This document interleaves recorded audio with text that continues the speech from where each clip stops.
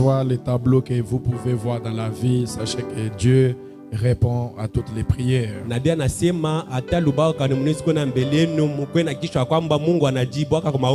Je vous avais dit hier que nous aurons beaucoup plus besoin de temps pour prier ce soir. Je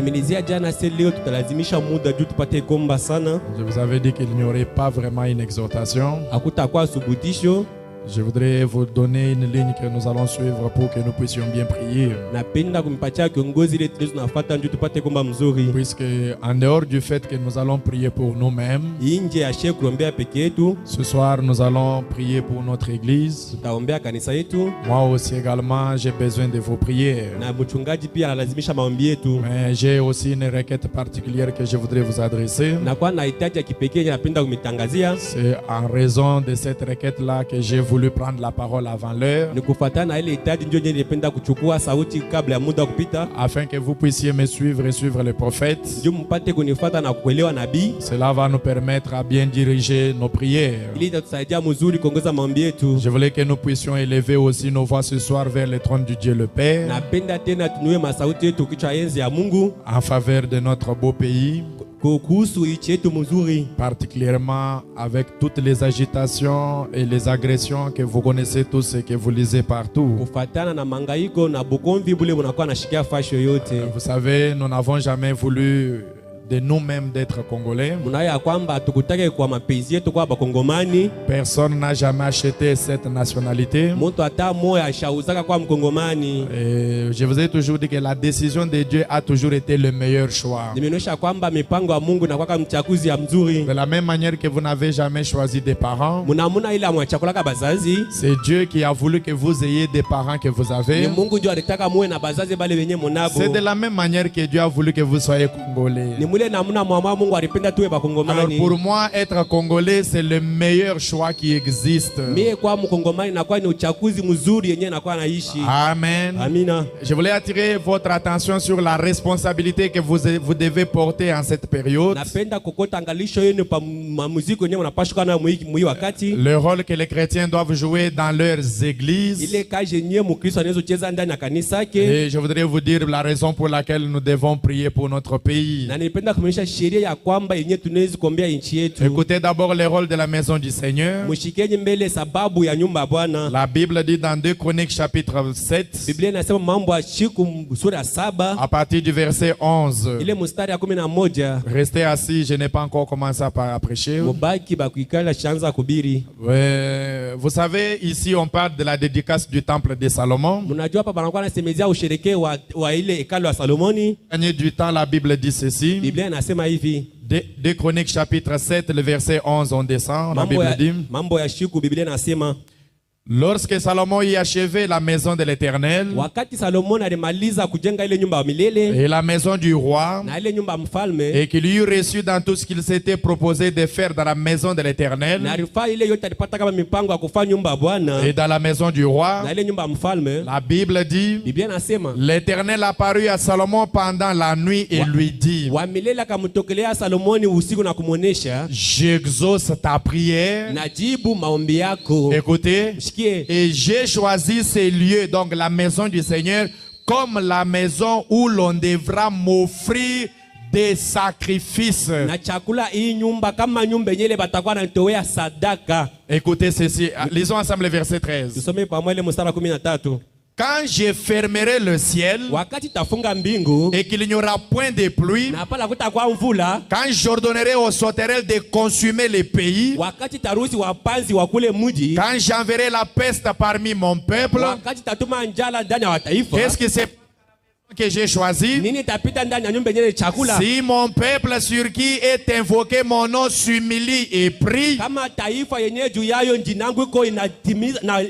et cherche ma face, et s'il se détourne de ses mauvaises voies, j'exaucerai des cieux, je lui pardonnerai son péché et je guérirai son pays. Écoutez le verset 15. Mes yeux seront ouverts désormais. Et mes oreilles seront attentives à la prière faite en ces lieux. Amen. Amina. Vous voyez le rôle de la maison du Seigneur pendant des périodes pareilles. Vous savez, il y a une photo que peut-être beaucoup ont déjà oubliée. Lorsqu'il y avait encore guerre dans notre pays ici, et les gens, les chrétiens avaient fui et s'étaient allés renfermer dans une église. C'était à Ikela, si je ne me trompe pas, dans la grande province de l'Équateur. Et les milices sont entrés. Les chrétiens se sont enfermés dans l'église et ont commencé à prier. L'un des rebelles qui est passé là avec ses collègues a entendu les cris de prière. Il a sorti son appareil photo.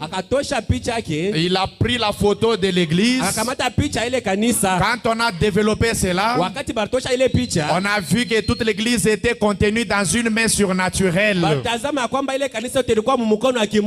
vous ai dit hier que tout le monde n'est pas appelé à porter la tenue et faire la guerre au front.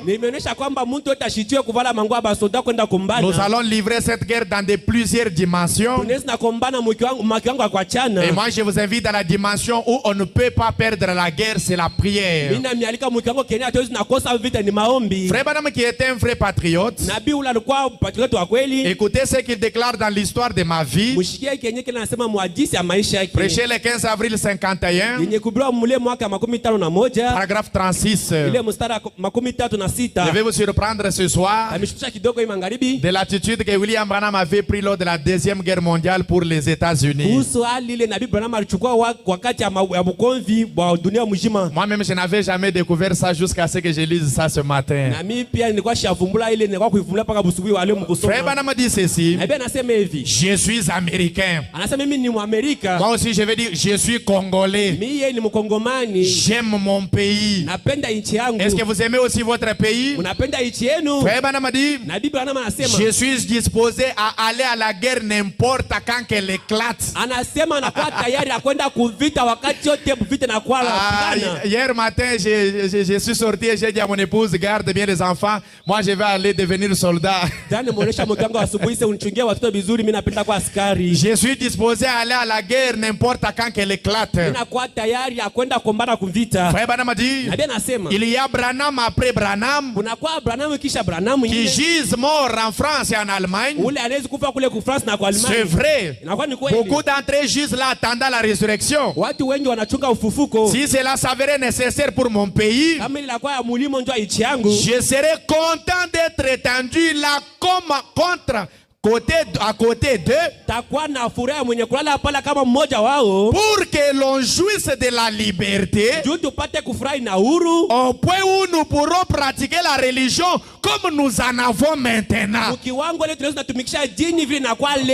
n'y a pas de guerre remportée, on ne priera pas. Donc vous devez comprendre que c'est une affaire cruciale.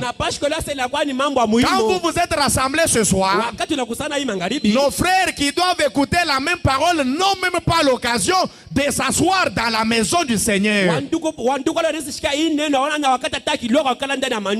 Amen. Ne dites pas que vous n'avez pas de famille là-bas. Je voudrais vous dire que vous en avez une très grande famille là-bas. Cette famille-là est congolaise. Vous avez une famille de chair qui est congolaise. Vous avez également une famille spirituelle de frères et sœurs qui croient le même message. Alors nous avons besoin de cette liberté pour qu'ils écoutent la parole. Écoutez cette déclaration du prophète. Il dit, il n'y a pas de pays plus glorieux au monde que notre RDC. Tout le monde convoite nos sols. C'est parce qu'il n'y a pas plus beau pays qu'au monde en dehors de ce pays. Frère, Je dis cela de tout mon cœur. Amen. Alors, puisque nous aimons notre pays, frère Branham dit, nous sommes obligés de partager sa gloire et sa honte. Écoutez ce que frère Branham dit. Dans Dieu dévoilé, 14 juin 64 matin, 289 à 290. Frère Branham dit ceci. Je crois que vous aimez le messager. Est-ce que vous avez aussi le même sang patriotique que lui? Moi, je le sens et j'ai cela à 100%. Frère Branham dit ceci. Lisons ensemble. Maintenant, remarquez. Combien y a-t-il de citoyens congolais ici? Il dit, levez la main. Donc, partout il a parlé de l'Amérique, moi je parle de Congo. Combien y a-t-il de Congolais ici qui lèvent la main? Il dit bien, vous êtes un citoyen congolais. Alors vous êtes identifié à cette nation. Tout ce que cette nation est, vous devez l'être. Est-ce vrai? Vous êtes toute sa gloire et vous êtes toute sa honte. Frère Branham dit, vous êtes identifié à la RDC. Vous êtes américain. Alors vous prenez l'identité de la RDC. Frère Branham sursaute et dit Alléluia. Il écoutait ce qu'il dit. J'étais avec George Washington quand il a traversé le Delaware. Comme nous pouvons parler des événements de 60, 59 et autres. J'étais identifié avec lui. C'est exact. Il descend en bas, il dit j'y étais, je suis congolais. Je suis identifié à ça. Amen. Maintenant, comme congolais, quelle était sa honte pendant la révolution? Je la porte parce que je suis congolais. Donc, s'il arrivait que notre armée perde à quelque part, j'ai aussi perdu avec eux. Amen. Pour bien enchérir ce que je disais, avant que nous ne puissions passer à cette partie-là, Frère Branham dit dans l'amnésie spirituelle, 11 avril 64, paragraphe 30 à 33, je lirai en sautant. Frère Branham dit, maintenant nous remarquons donc qu'en tant que Congolais, je dois m'identifier à ma nation. Il dit maintenant écoutez attentivement. Pour être un Congolais, il dit, comme je suis né ici dans ce pays, je suis donc un citoyen. Et je suis identifié à cette nation. Tout ce qu'elle est, je le suis. Tout ce qu'elle a été, je le suis. Car je suis identifié comme Congolais. Alors toute sa honte, c'est ma honte. Et toute sa gloire, c'est ma gloire. Tout ce qu'elle est, je le suis. Parce que je suis identifié à elle. Il dit Amen. J'aimerais que vous saisissiez cela. Je suis identifié comme citoyen congolais. Alors tout ce qu'elle était, je le suis. Tout ce qu'elle est, je le suis. Je dois en faire partie. Si je suis un citoyen congolais, je suis une partie de la RDC. Et tout ce qu'elle est, je le suis. Je ne dois pas oublier ceci. Écoutez, si je veux rester un vrai citoyen congolais, je dois me rappeler que je suis ce que c'est ma nation. Parce que je suis identifié à ma nation. Frère Branham dit, dit, l'oublier, oublier cette identification, plutôt combattre contre ce pays, ou mourir pour elle, ou soutenir ce qu'elle soutient. Je dois soutenir cela. Ce qui est ma nation, je le suis. Ce qu'elle défend, je le défends. Pour être un Congolais loyal, mon prophète a dit, je dois être prêt à mourir pour elle, combattre pour elle, la défendre, faire tout ce qu'il y a à faire. Quand on dit faire tout ce qu'il y a à faire, même la prière est inclue dans ce qu'il faut faire. Je fais partie d'elle. Amen. Vous ne pouvez pas vous en prendre à elle sans vous en prendre à moi. Vous ne pouvez pas attaquer la RDC sans vous attaquer à nous. Lorsque vous dites quelque chose contre elle, c'est contre moi que vous le dites. Car je suis un Congolais. Dire cela contre vous en tant que Congolais, ce qu'ils disent contre cette nation, c'est contre vous qu'ils le disent. Car vous en faites partie. Ne l'oubliez jamais. Lorsque vous l'oubliez, alors vous avez l'amnésie. Vous comprendrez que ce soir vous devez être pur sang.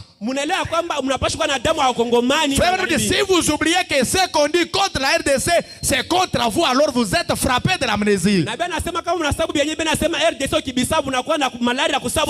C'est assez sûr. Et rappelez-vous, vous n'êtes plus un citoyen congolais quand vous ne pouvez plus en faire une partie. Malheur à ceux qui trahissent le pays. Vous êtes frappé de l'amnésie. Or l'amnésie est une pire maladie. C'est-à-dire vous ne vous connaissez pas. Vous ne connaissez pas qui vous êtes. Vous ne savez même pas pourquoi Dieu a choisi que vous soyez membre de cette nation. Amen. C'est la RDC. C'est ce que vous devez être. Je dois en être participant. C'est ma nation. Je dois en être participant. Ce qu'elle est, je le suis. Voyez-vous, ce qu'elle était, je le suis. Peu importe ce qu'elle était, je suis quand même ce qu'elle était là. Même si elle était tombée, j'étais tombé avec elle. Si elle avait remporté, j'avais remporté avec elle. N'ayez jamais honte de votre pays. Mon prophète dit ceci. Écoutez, au paragraphe 32 partie B, de ce même message là, il dit, tout ce que cette nation est, je le suis. Toute sa gloire est ma gloire. Et toute sa honte, c'est ma honte. Frère Branham dit, monte encore, c'est 32 partie B, voilà, c'est là. Il dit, si elle a fait des choses honteuses, je dois alors la regarder et essuyer la honte de mon pays. Si elle est honorée, je suis honoré avec elle. Car je suis identifié à elle. Maintenant, pour être identifié, le Congolais doit prendre position pour toute la honte du Congo. Amen. Oui, toute la gloire du Congo. Tout ce qu'elle a été, tout ce qu'elle est et tout ce qu'elle sera, vous êtes identifiés à cela. Oh, tel politicien a fait. Le Congo est parti. Tel président a fait. Tel ministre a fait. Vous êtes dans toutes ces actions-là. Là où on perd vous avez perdu. Là où on gagne, vous avez gagné. Là où c'est la honte, vous avez honte. Là où c'est la gloire, vous êtes glorieux. Je vais lire une partie du paragraphe 33. Il dit, eh bien, pour être un vrai chrétien, vous devez vous comporter de la même façon. Donc vous comprenez qu'il n'y a pas beaucoup de chrétiens. Amen. Nous ne devons pas oublier cela.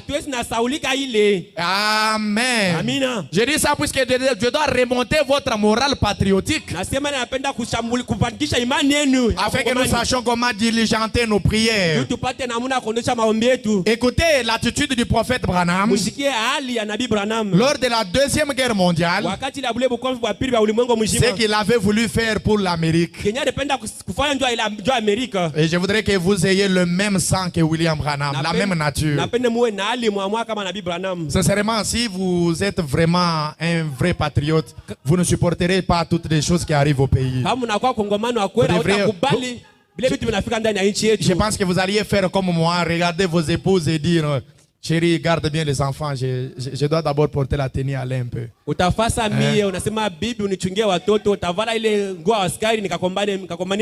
savez ce qu'elle m'a dit? Tu me laisses avec les enfants. Frère Branham dit dans Témoignage sur l'Afrique du Sud, 2 septembre 54, au paragraphe 3, Frère Branham dit: vous savez, vous avez entendu les vieux dictons qui dit c'est glorieux d'être congolais. Comme les gens écrivent Botama congolais ou Yokelengavi, c'est ça, non? Frère Branham dit c'est plus qu'un dicton. C'est la vérité. Il dit c'est réel. C'est merveilleux d'être congolais. Comprenez que partout il parle de l'Amérique, moi je dois remplacer avec mon pays. Il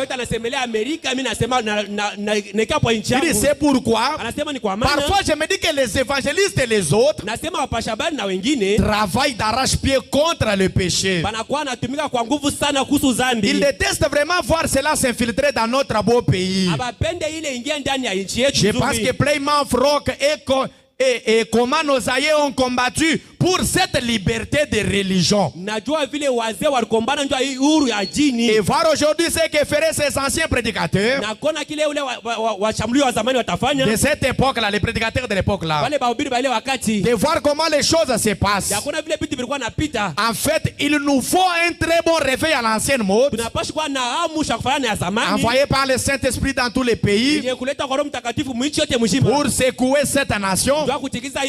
Il nous le faut vraiment. Sans cela, je crains que nous périssions, mes amis.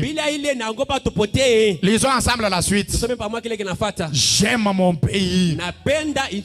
Il dit: oh, j'aime mon pays. Écoutez, je n'ai participé à aucune guerre. Lors de la première guerre, j'étais trop jeune. Elle a eu lieu de 14 à 18. Et William Branham avait à peu près 5 ans ou quelque chose comme ça. Il dit: lors de la dernière guerre de 40 à 45, lisez la suite. Lors de la dernière guerre, qu'est-ce qu'il y a eu? On n'a pas voulu m'enrôler parce que je suis prédicateur. Donc il a déposé la Bible et a dit: moi je vais aller à la guerre. Donc il voulait être soldat. Il a dit: non, je ne veux pas. Seigneur, laisse, je vais faire la guerre. Qui a voulu faire ça? Branham. Écoutez pourquoi il n'est pas entré à la guerre. Il dit: on n'a pas voulu m'enrouler parce que j'étais prédicateur. Ils m'ont seulement mis dans 4D, c'est une catégorie d'hommes. Il dit: je n'étais peut-être pas assez instruit pour répondre au profil d'un aumônier. Aussi ne m'ont-ils jamais rappelé. En d'autres termes, il est parti, il s'est inscrit, mais c'est la commission qui ne l'a jamais appelé pour qu'il intègre l'armée.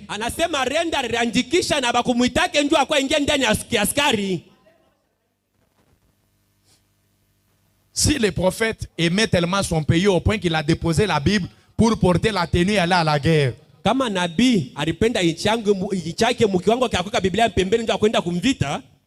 Vous allez manifester l'amour de votre pays de quelle manière? Mwe mtaonesha mapendo ya nchi yenu mnamna gani? Qu'est-ce que vous avez déjà fait pour montrer que vous aimez le Congo?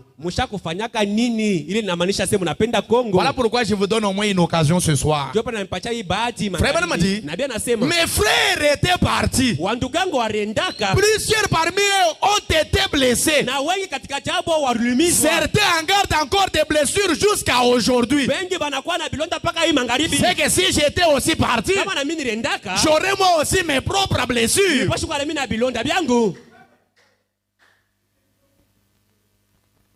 Maintenant qu'on n'a pas eu l'occasion d'aller à la guerre, puisqu'on enrôle encore, si vous voulez aller, vous êtes libre. Je vous invite à écouter comment le prophète priait pour son pays avant que nous puissions aussi prier. J'ai prélevé 3 prières. 2 prières pour sa nation et une prière pour son président. Donc il n'y a pas de péché. D'ailleurs, quand vous priez pour votre président, vous êtes dans la volonté parfaite. Ce n'est pas du fanatisme ni du tribalisme, non, non. C'est scripturel. Prier pour son pays, c'est de la volonté parfaite de Dieu. Amen. Écoutez comment Frère Branham prie. Et suivez mot à mot et que cela vous oriente aussi comment vous allez prier tout à l'heure. Donnez-nous la prédication, l'adoption. Prêché le 22 mai 60 soir. Paragraphe 18. Suivez les prières du prophète pour son pays. Il dit, et nous, il dit, oh Dieu, certainement que ce soir, nous passons à notre cher président.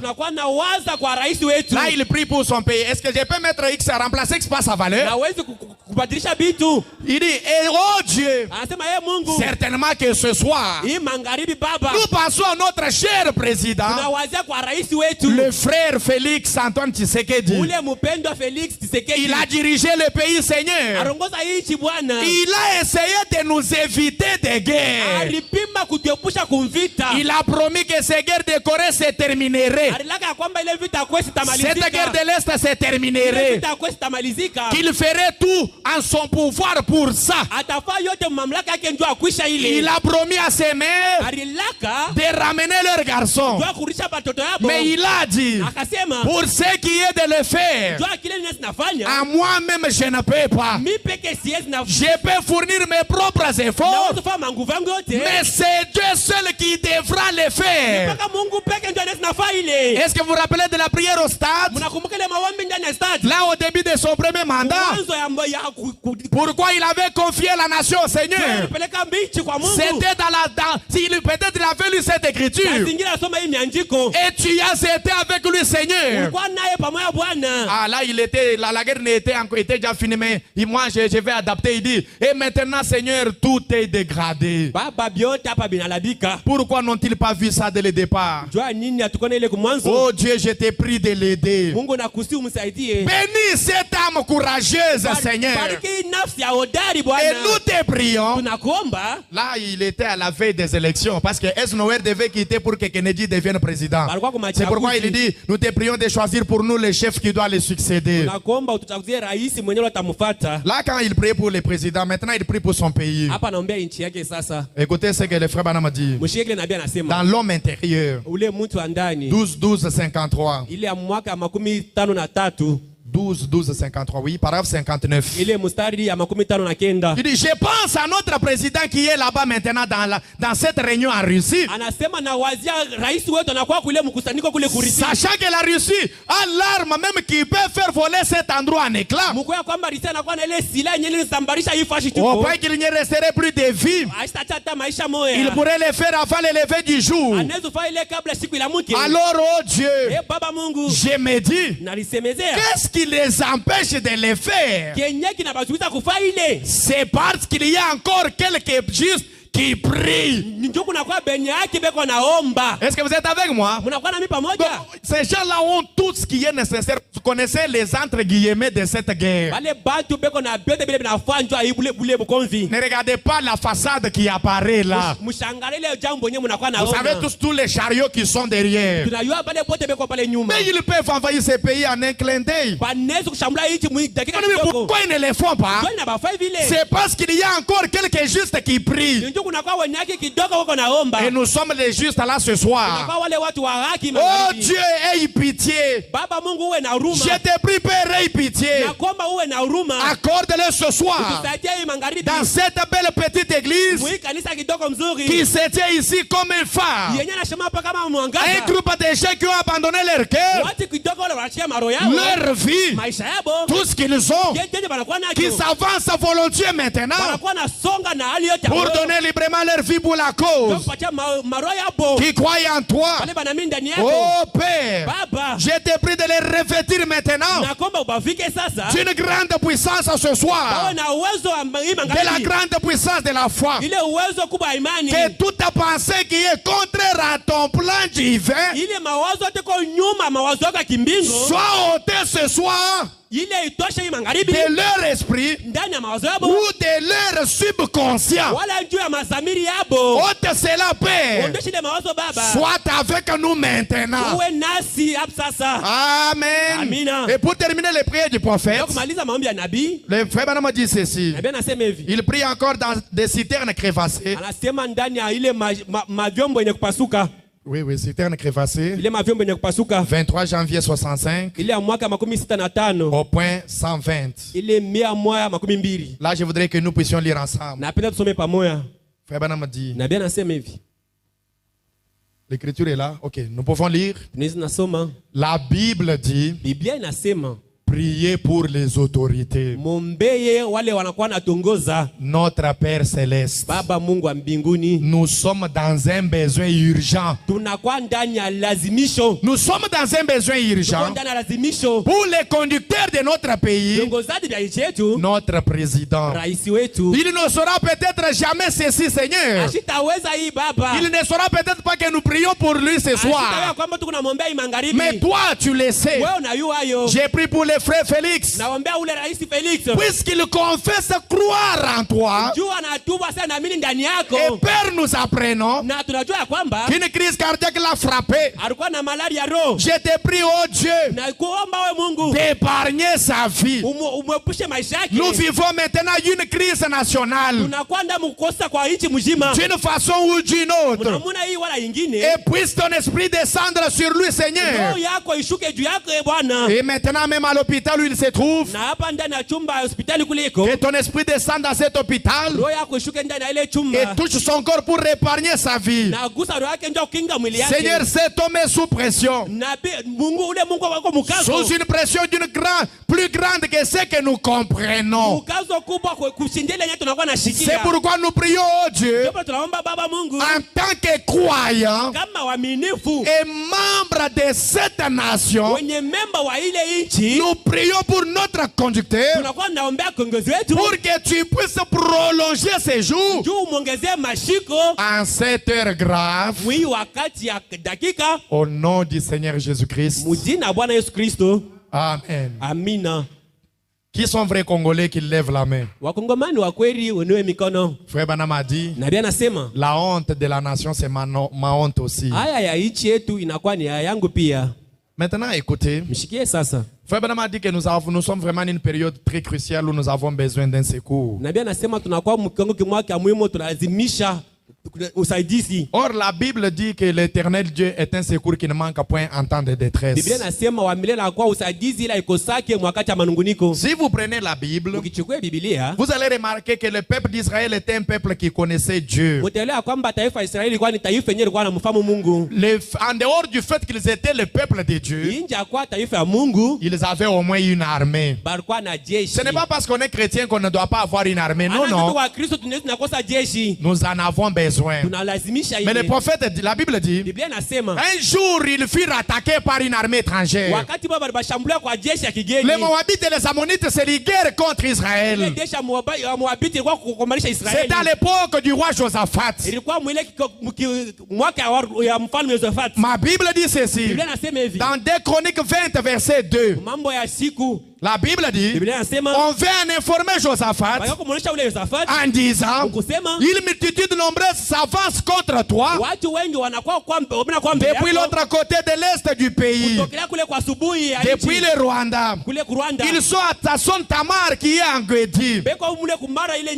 Dans sa frayeur, Josaphat s'est disposé à chercher l'Éternel et il publia un jeûne pour tout Juda. Judas s'assembla pour invoquer l'Éternel et l'on fait de toutes les villes de Juda pour chercher l'Éternel. Josaphat s'est présenté au milieu de l'assemblée de Juda et de Jérusalem dans la maison de l'Éternel devant les nouveaux parvis. Et il dit, Éternel Dieu notre Père, n'es-tu pas Dieu dans les cieux? Et n'est-ce pas toi qui domines sur les royaumes des nations? N'est-ce pas toi qui as en main la force et la puissance? Et à qui nul ne peut résister?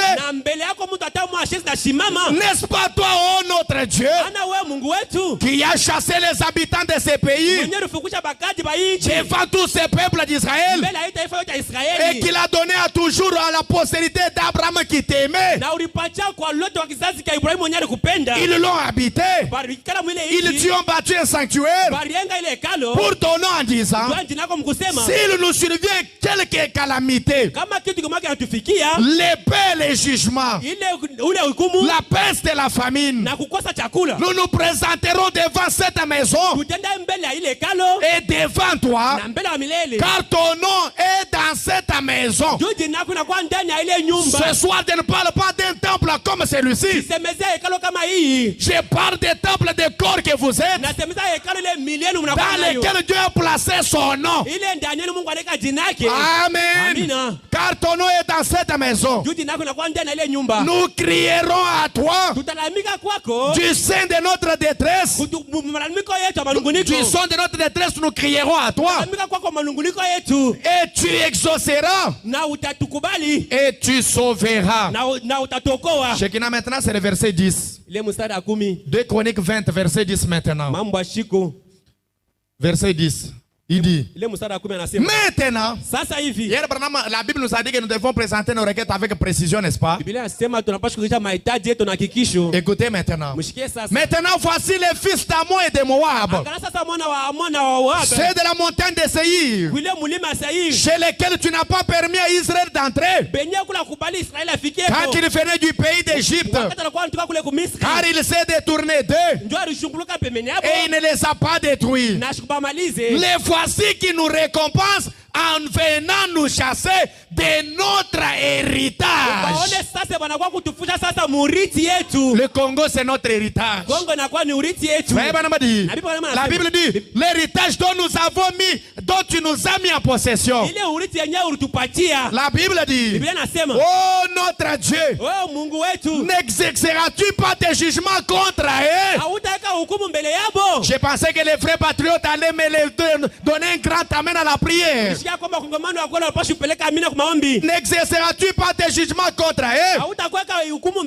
Car nous sommes sans force devant cette multitude nombreuse qui s'avance contre nous et nous ne savons que faire. Mais nos yeux sont sur toi. Ça, c'est la prière d'un chrétien. Hier, frère Branham nous a dit, lorsque vous irez prier, dites Dieu, il s'agit de moi. Vous devez être sûr de votre identité.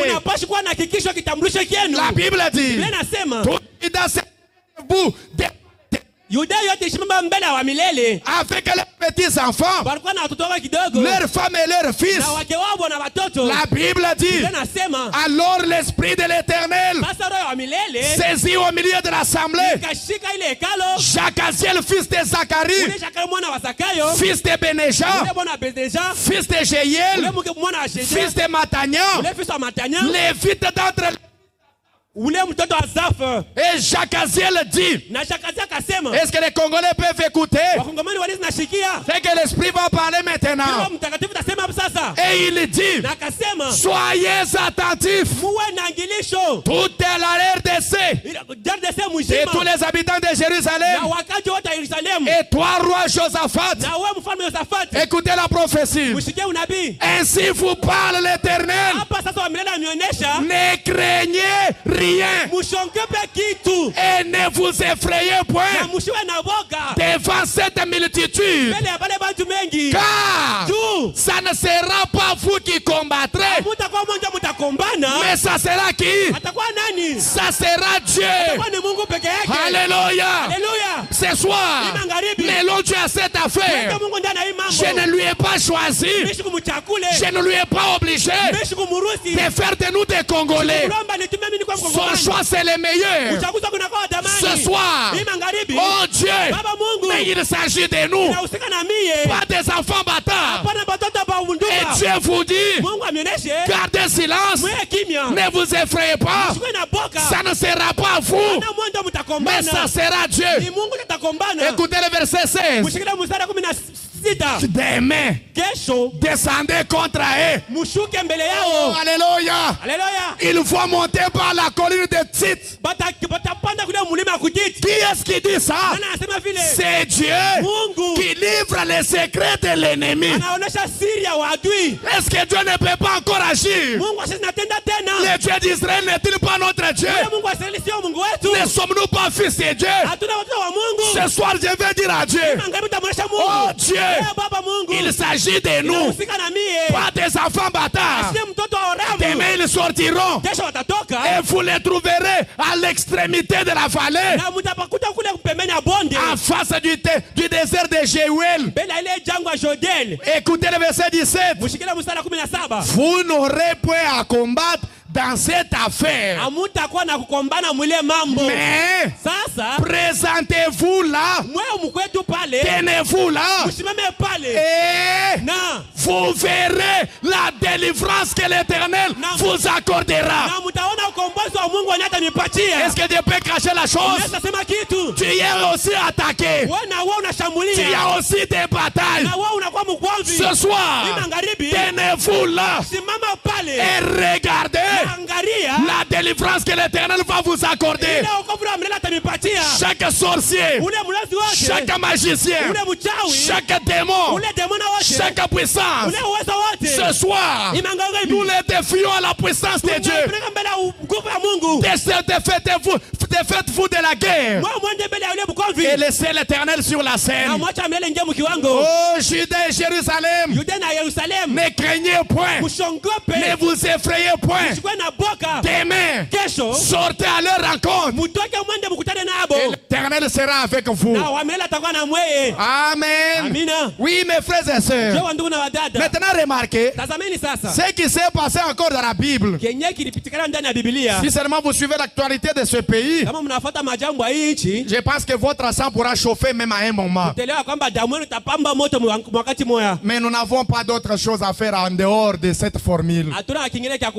Un jour, alors que Josaphat était déjà parti, Ézéchias devient roi. Et la Syrie et les rois Sanchérib sont venus l'attaquer. Mais écoutez comment l'Éternel a pris la relève. Dans 2 Chroniques chapitre 32, écoutez à partir du verset 16. La Bible dit, parce que le roi Sanchérib avait envoyé des serviteurs. Jusque-là, le propriétaire de cette milice ne s'est pas encore pointé pour faire un discours. Ce sont ses envoyés. Je crois que les Congolais comprennent. La Bible dit, les serviteurs de Sankérib parlèrent contre l'Éternel Dieu et contre Ézéchias son serviteur. Ils pouvaient attaquer le pays normal, mais s'attaquer au Dieu du pays, ça Dieu ne le tolère jamais. La Bible dit, et il envoya une lettre insultante contre l'Éternel, le Dieu d'Israël, en s'exprimant ainsi contre lui. Qu'est-ce qu'ils ont dit à Dieu? De même que les dieux des nations, des autres pays, n'ont pu délivrer leur peuple de ma main, de même les dieux d'Ézéchias ne pourra pas ne délivrera pas son peuple de ma main. Les serviteurs de Sankérib crièrent à haute voix dans des langues judaïques afin de jeter l'effroi et l'épouvante parmi les peuples de Jérusalem qui étaient sur la muraille et de pouvoir ainsi s'emparer de la ville. Comment par les réseaux et ainsi de suite. Ils parlèrent du Dieu de Jérusalem comme des dieux des peuples de terre et de la terre,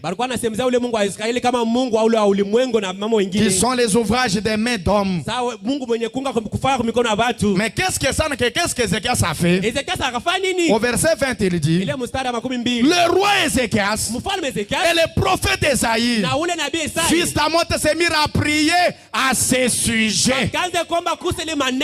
Si un prédicateur est un prophète, c'est que nous aussi, je me mets à prier au sujet de cette affaire. La Bible dit, alors l'Éternel envoya un ange qui extermina dans le cas du roi d'Assyrie tous les vaillants hommes, les princes et les chefs. Le roi confus retourna dans son pays. Il entra dans la maison de son Dieu. Et là, ceux qui étaient sortis de ses entrailles les firent tomber par l'épée. Est-ce que je peux dire quelques petites choses? Si cette armée qui s'élève contre la RDC se proclame être un grand peuple, parce qu'ils ont le soutien de soi-disant ainsi de suite, je sais qu'il n'y a rien qui dépasse Dieu. Moi j'ai besoin de la paix. La paix pour mes frères. La paix pour votre vie. Dieu ne peut-il pas donner quelques hémorroïdes, quelques diarrhées, quelques maladies qui peuvent fragiliser ces quelques faibles hommes? Vous pensez que c'est impossible? C'est pas impossible. Je voudrais que ce soir, de la même manière que vous maudissez vos tantes qui vous ensorcellent là, je voudrais que vous fassiez la même chose. Ça, il n'y a pas à faire de pitié dans cette affaire.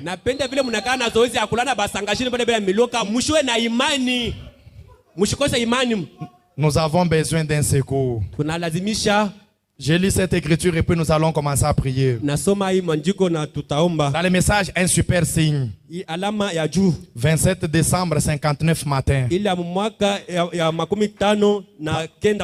Paragraphe 36. Frère Branham dit. Est-ce qu'on peut lire ensemble parce que nous allons prier par là? On nous a prêté une note là-bas. Frère Branham dit, lorsque nous avons la nuit la plus sombre, je vous prie de vous lever. Est-ce que vous pouvez nous apprêter? Nous allons lever le capitaine de l'armée. Lisons un peu à haute voix, tous ensemble avec beaucoup de courage. Allons-y. Lorsque nous avons la nuit la plus sombre et qu'il semble que quelquefois cette nuit est si sombre que nous n'arrivons même pas à voir notre main qui est devant nous, Frère Branham dit, c'est à ce moment-là que l'éclair en zigzag brille le plus. Frère Branham dit, cela nous est envoyé afin de montrer qu'il peut y avoir de la lumière dans les ténèbres. Que Dieu a envoyé cet éclair ce soir. Qu'elle brille dans tes moments les plus sombres. N'oubliez pas qu'elle brille sur notre nation. Nous allons maintenant chacun prier. Je ne vais pas voir quelqu'un assis, à moins que vous soyez malade.